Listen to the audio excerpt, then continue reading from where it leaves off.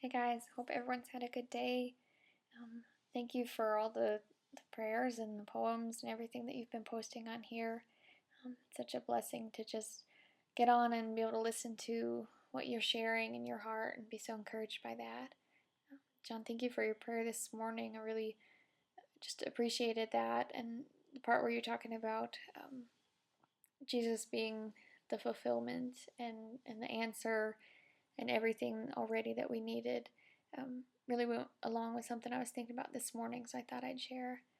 This morning I was reading through in Mark where it talks about the story of Jairus' daughter.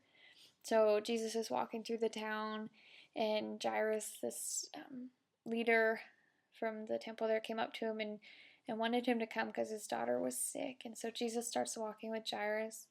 And this is the story where the lady from the crowd who had dealt with bleeding for 12 years, she reached out and she touched Jesus's cloak, and he stopped and he asked who touched him, and he found this woman and told her that her faith had made her well. But at that same time, the messenger comes up to say that Jairus' daughter is dead. And the story continues, and they walk on to Jairus' house, and Jesus says, no, she's only sleeping, and he goes in and tells her to get up, and she dies.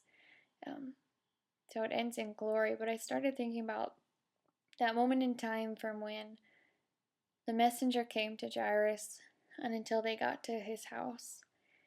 Just that gap between what he thought was an unanswered prayer, what he thought was a time where God didn't show up, where he had expected things to go this way, where he had found Jesus and Jesus was coming with him, where all of that expected prayers and hopes, where he thought it had fallen through, and until they got to his house, where Jesus had something bigger planned, where Jesus had something more glorious to show him, something more for him.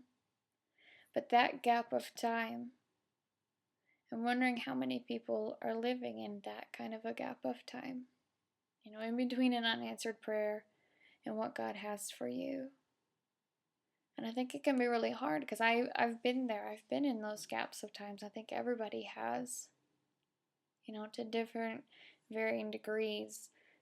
We've had to deal with trouble in our life. We've dealt with times where we wonder where God is. We wonder why he didn't show up, why he didn't answer a prayer that we had a certain way.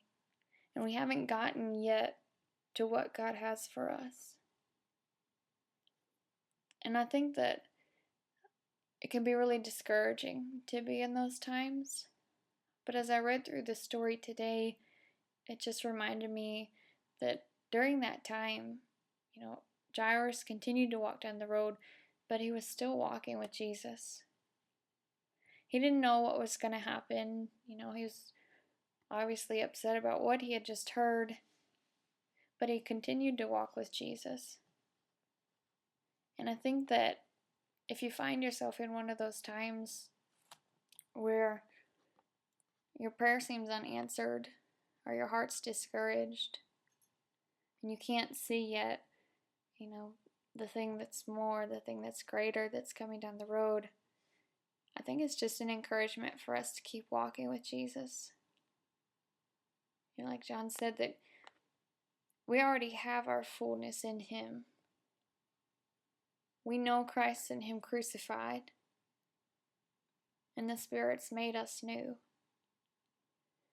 But I think as we keep walking with Jesus, he leads us, into those greater things that he has for us. He takes us from our brokenness, our areas of unanswered questions, and he guides us into something that's going to show even more glory, something that's going to speak even louder through our lives to those around us.